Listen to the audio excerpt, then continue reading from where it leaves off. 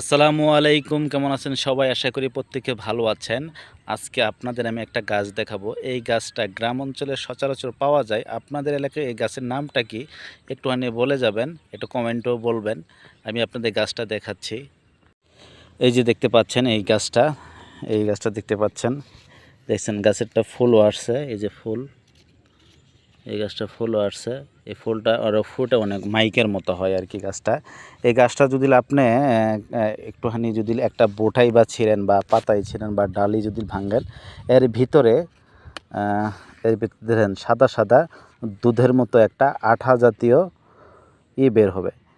এই আঠাটা আমরা ছোটোবেলায় অনেক কাজে ব্যবহার করতাম। যেমন ধরেন টাকা যদি ছিঁড়ে যায়, আমি গাছে আর একটা বুড়া ছিঁড়ে দেখাচ্ছি।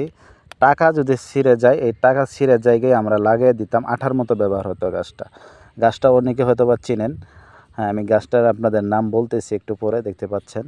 হ্যাঁ, দেখতে পাচ্ছেন এখানে এই যে ফুল আসতেছে এই গাছের, এই যে দেখেন ফুল, দেখতে পাচ্ছেন ফুল। এই গাছটা অনেকই জায়গায় আছে, অনেক এলাকাতেই আছে। আমি আজকে এই গাছটা এখন বিলীন হওয়ার পথে, অনেকে এই গাছটা হয়তো বা নাম জানেন। গাছটার নাম হচ্ছে, আমাদের এলাকায় বেশিরভাগ কমলি গাছ বলে, তাই না সাইদ?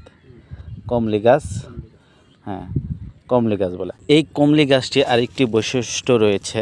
যেমন ধরেন আমাদের খুব উপকার করে, সেটা হচ্ছে যে মানুষের জমি মাপার সময় যে সীমানা গাড়ার জন্য এই গাছটা বেশিরভাগ ব্যবহার করে থাকে। তার কারণ হচ্ছে এটা ডাল কেটে ডাল যদি আপনি ভেঙে দেন, হ্যাঁ, ভেঙে যদি আপনি লাগিয়ে দেন, ওই জায়গায় আপনি শিকড় দিয়ে গাছটা আবার জীবিত হয়ে আপনাকে অনেক সাহায্য করবে। এটা আমাদের গ্রাম অঞ্চলে সবসময় দেখা যায়। জমি মাপার সময় এই গাছটা বিশেষ করে চড়ে আর কি, চড়ে এই গাছটা ডাল ভেঙে পোতে সীমানা কাজে ব্যবহার করা হয় আর কি।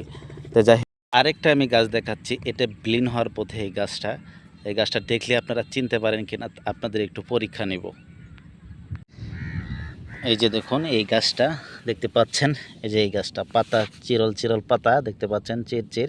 এই গাছটা যখন যখন বের হয় তখন হাতের শিরার মতো বেগা সুরের মতো, তাই না? সুরের মতো ভাই বেগে আসে, দেখতে পাচ্ছেন। এটা আমি দেখাচ্ছি আপনাদের। এই যে দেখতে পাচ্ছেন, এই যে হাতের শিরার মতো এই যে বের হচ্ছে, এই যে দেখতে পাচ্ছেন হাতের শিরার মতো বের হচ্ছে। আচ্ছা, আপনি এটা বলে যাবেন আপনাদের এলাকায় এই গাছের নামটা কি, একটুখানি বলে যাবেন, ঠিক আছে? দেখতে পাচ্ছেন আরও এই চর অঞ্চলে অনেক ধরনের গাছ রয়েছে। প্রত্যেকটা গাছ এখন খুব কম দেখা যায়, একবারে বিলীন হওয়ার পথেই। হ্যাঁ, আজকে আসলাম এই নদী পাড়ে ঘুরতে, আমার সাথে আমার বন্ধুও আছেন।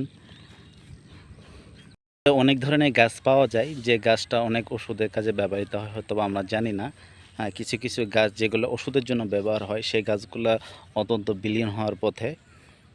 আসলে আমরা এই গাছগুলো শহর অঞ্চলে খুঁজে পাই না।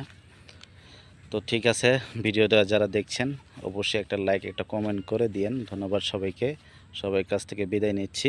আসসালামু আলাইকুম।